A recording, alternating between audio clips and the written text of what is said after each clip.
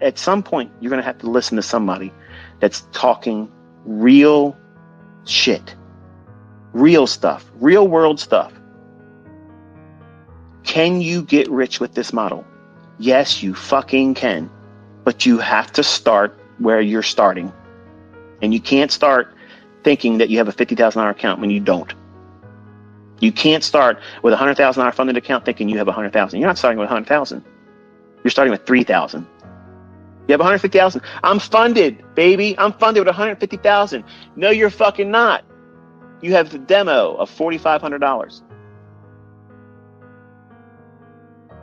You know what it's like with a demo account. You can trade 25 contracts. Your broker wouldn't allow it, but hey, it's fun, right? Well, these companies promise to be able to pay you up to 90% if you're right and you're in that funded account. Wonderful. I don't give a fuck what the parameters are, how many days you can be profitable. The intention is he's getting one withdrawal. That's it. And it's the one where he closes the account and we're done. That's how it's going to roll. Because the intentions are he wants to do this with his own money. Wonderful. When you get it out of this, you're going to put it into a real brokerage account. And then the real fucking fun starts.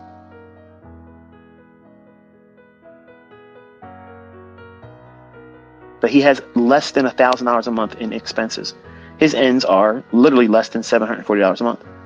That's not going to stay that way. In 4 years, it won't be that, right? When he has his girlfriend coming home from college and whatever life changes he's implemented to get himself in a more of an adult-minded, position to be with her, a more formal way. He has to put the work in. And you can't think that less than $1,000 is practical for an adult living with someone else, especially someone that's going to be a professional in the working, community as a veterinarian, assuming that she's successful at it. So maybe you didn't give it any thought, but what happens if he loses? Say he gets up to the point where he can trade now 2 micro accounts, or micro contracts rather, and he's trading with $4 per point in the NASDAQ. But then he drops below that $4,000 cushion of his initial $2,000 in the account, but only $2,000 in equity that he's made. So let's put it in perspective. It would look like this in your combine or profitable account, $52,000. As long as the $52,000 is showing on the account, he can trade 2 micro contracts. If he dips down and closes a trade, whether by stop loss or physically manually closing it, and it's below 52,000, he has to trade 1 micro until he gets back to 52,000. Then, when it gets to 54,000, he can trade with 3 micro contracts. If he drops below 54,000, he drops down to 2 micro contracts. That's the rules. But he can't. I don't give a fuck what he can and can't in your mind. I already know, as long as he listens, he will. Can't ain't even fucking part of this. I already entered the chat. ICT is in this now. The boy's getting where he's got to get, either by a boot in his ass, or it's going to be a little bit longer duration, but he's not working the rest of his life. Okay? I'm going to see to that. He's done it wrong. Wonderful. Now he's got fucking scar tissue. If I'm going to be a good mentor, if I'm a good mentor, I'm a good dad or whatever you want to call it, he won't be working. Okay? That's how I'm looking at it. But I need him to have a mind shift. Change, where it changes the way he views things. Because in his mind, as long as he's got money to afford a new reset, he's not going to quit. At some point, how many are you going to do before you're like, this is fucking stupid? Well, in my mind, it was way past that. Way, way, way past that. But all of you out there that are trying to trade, and you're trying to trade with mini contracts or multiple mini contracts, and you're thinking, I'm doing this right, this is so great, blah, blah. What you're experiencing is over leveraged luck. That's what that is. And that shit ends abruptly. And the harm that you do to yourself psychologically and emotionally when it happens, it's so hard to work through. What do I mean by that? Well, when you're trading, and you're trading with big money, number one, it's stressful as shit. Extremely stressful. You can't tell me that you're focusing on price action or your model while you're in that trade that's over leveraged. You're watching the value of profit and loss tick. That's what you're really watching. And every time it ticks up $1,000 more, $1,500 more, $2,000 more because you're over leveraged, you're buzzing. And every time it ticks against you $1,000, when it's such an insignificant fluctuation in actual price movement, you're trying to talk yourself out of closing the trade. And that's not following your model. If you weren't over leveraged, you wouldn't even be feeling that impulsiveness to want to close the trade or fear. Oh, I better close it now. Oh, if I don't close this trade, then it's going to turn back on me. Or, oh, if I close the trade, I know it's going to keep running. That's the testimony of someone that's absolutely fucking gambling and over leveraging. They're literally telling on themselves. If that outside language and dialogue is occurring and you hear them, okay? If you hear them saying it, you watch them, some of them are on YouTube doing it, when they do that, they are literally removing all fucking doubt that they're gambling, they have no fucking control over themselves, and they're over leveraged to the fucking gills. That is not a fucking sound trader. That is a gambler. That's the equivalent of the person that goes maybe once or twice a year, flies out on comps to Las Vegas and loses more money, but swears up and down they had a great fucking time. Thank you for not using any lube on me. I'll be back next year. Make sure you give me another free rental room. I'm going to come here with more money next year. Great time in Las Vegas. They say everything in Las Vegas stays in Las Vegas. That mindset needs to fucking stay there. And don't go back out there. Do something where they have the odds in your favor, because that shit ain't it. In trading, some of you are trading. You're trading just like Las Vegas. Well, all I got to do is reset. Eventually, I'm going to get that 15 contracts and hold for a 100-point move. It's going to happen. The fuck it's going to happen. Okay, it's not going to happen because everything you're doing is going to ensure that it doesn't. You're increasing the amount of adrenaline and cortisol pulsating through your body while you're watching something with the hopes that you don't fail, when if you would have traded with the proper leverage, it doesn't fucking matter if it turns on you. You're trading the statistical probabilities of that setup forming and following suit to the rules and the model's expectations. That's what you're doing as a trader. The money is the least important fucking thing. The only time money is important is when it's time to pay your quarterly fucking taxes, or when you settle with Uncle Sam at the end of the fucking year. And you better be on fucking time with it. Then after that, once that part's done, then you can glory and gloat about what you fucking made. Because until that man's fucking paid, you ain't made shit. You ain't done nothing. You've done nothing. 1 week, 1 day, 1 month ain't shit. It's nothing. That's nothing. And the only way that you're going to forge the mindset that takes you out of the working class hero bullshit, everybody that's working is on the plantation. You're all fucking slaves. And I used to be a slave too.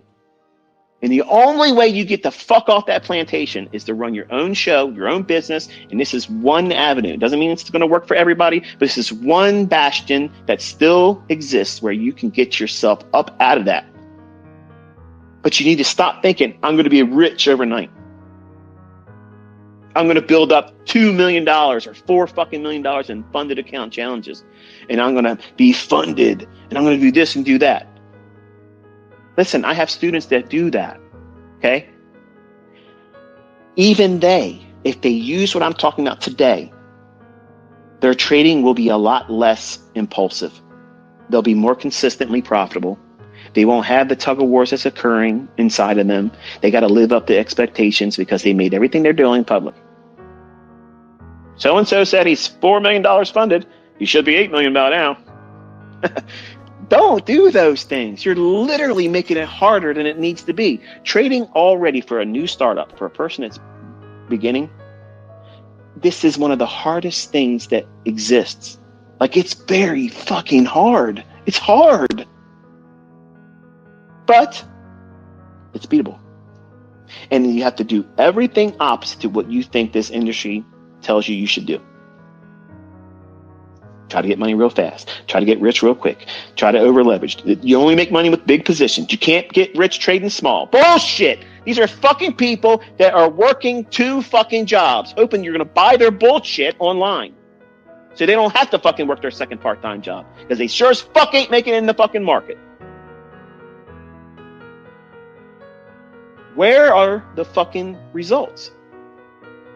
Just getting a funded certificate is nothing. You can't fucking buy groceries with that. You can't fill your gas tank with it. You can't make your ends meet with that. You have to have visibility past that. And so many of you young folks are only seeing just that. And you think something magical is going to happen when you get to that funded account. You know it is. It's going to be fucking funny. Something magically happens. Your give a fuck is going to go through the fucking roof, because now you're going to be scared shitless about every trade you take. Because the combine is, oh, I'll just reset it. Now, no. Because now at the funded level, it's not just reset that bitch. It's, oh, I got to reset, get the combine done, and then go back into that funded account position all over again. And chances are, if you're learning anything from all that, is next to nothing. Because you haven't controlled yourself. You have not presented a rule-based routine, a protocol that you have to follow. And the number one thing that you have to do is remove the interest in making a lot of money fast. Everybody fucking blows it doing that. That's the surefire fucking guaranteed approach that you're going to blow your shit, blow your account, fail as a fucking trader when you're trying to push too fucking hard, too fast. You're telling me some guy walks up to you every fucking week, gives you $80 3 times a fucking week. You're going to give that guy a middle finger and say, fuck you, man. Don't you ever come up to me again and give me that fucking $80. I just gave that to you here. I just told you exactly how to beat the shit out of these funded accounts. Every company out there. But it's going to take, I got to pay monthly pay. You're paying fucking bills, folks. Okay. I'm fucking rich. I'm fucking loaded out the fucking ass with money. And guess what? I still have every month. People holding their hands out. Yeah, you owe me $1,600 for this. You owe me $5,000 for that. You owe me fucking $6,000 for that. I got bills. I got bigger fucking bills than all of you, but I still have them. Living like this costs. More money, more problems. But bills are going to be paid. They have to get paid. Guess what? When you trade with a real brokerage account, guess what you're paying? You're paying fees and you're paying commissions. What do you think is going to happen when you start trading with a real account and you want to trade successfully and you're trading 500-600 contracts a month? Your commission bill is going to be fucking ridiculous if you just simply focus on that. Oh, I can't do this. This is cutting into my P&L. Of course it is. But if you learn how to fucking trade, it won't matter. You'll outpace all that stuff. That's the whole point of me teaching you. I teach and have taught how to outpace inflation. I teach and I have taught students how to make money. And you have seen them. You have seen them come forward with their evidence, their proof. You are next. Stop worrying about the next student that's going to be interviewed by me. You are the one. You're the fucking next one. You're it. But you want to turn this into a fucking spectacle where I want to entertain myself and watch vicariously from afar. I want to see what everybody else is doing because I'm too chicken shit to get out there and do what's required to do it myself. And the whole time you're working with fucking Carl. Come Monday, you're doing the same fucking shit, making the same Mickey Mouse fucking wages and never changing shit because you're too fucking stubborn. You're too fucking stubborn. You don't want to listen. You don't want to listen. And what have you shown for yourself by doing that? Square one, baby. You're still there. It's time to pull up the tent stakes, Pack the fucking tent, move on down the road and pitch a tent further, closer towards your fucking goals. That coffee shop fucking job, that is a fucking embarrassment. You should look at that and say, you know what? I'm 18 now. I'm making a change. I'm going to do this. I'm not going to do that. Dad said do this, and Dad said don't do that. I'm going to stay in those lines. I want to be able to say, Dad, it worked, or if it didn't work, Dad, you didn't do it right, and I failed because you told me to do this. That's exactly what I gave him. I gave him that fucking power. He personally doesn't fail. I do. So where's the fucking complication here? None. It's all on me. I'm 50 years old, about to be 51, 2 weeks. Spinal compression injuries, but my back is strong enough. I can carry all of you, okay? I can carry all of you, but you have to listen. You have to fucking listen. If you don't listen, if you don't have these rule-based ideas, controlling expectations, how fast you make money can ruin you. Meteoric rises in equity increases absolutely can fucking crush you. What the hell did you just say? Yep. When people get into large sums of money, okay, and I'm going to give you an experience when I was a younger guy. I came from a very, very, very low income family. And I'm talking fucking low income. But I didn't feel like I was from a low income family because we didn't measure things on the basis of money. We were a family, dysfunctional, a lot of drunks and alcoholics in my family, which was the reason why I don't drink and I don't do those types of things, because I watched what it did to their lives. And I was taking note. Like I said, I was a journaler, okay? And I wrote all this shit down as a kid, and it made a great impact on me. So I saw what unsuccessful living looks like, and I wasn't going to do those things. I didn't need anybody to say, hey, your family's full of fucking failures, and if you do what they're doing, you shouldn't expect to see much better. I didn't need that. I was fucking aware. Okay, I wasn't inebriated. I wasn't medicated where I didn't notice the obvious. But everybody else in my family got caught up in that shit. So I don't have a problem with someone telling me, do this, don't do that, if they're doing better than me. I don't have a problem with that. I actually coveted that as a young man. I was looking for a mentor. I was looking for someone outside of books and VHS tapes and DVDs and whatever else I can get my hands on at the time. And 99.99999 fucking percent of all of it was absolute fucking bullshit. It never fucking made me money. Not one bit of that horse shit made any bit of money for me. When I took everything that they said, inverted it, and looked for specific times of the day where they would capitalize on that bullshit. Well,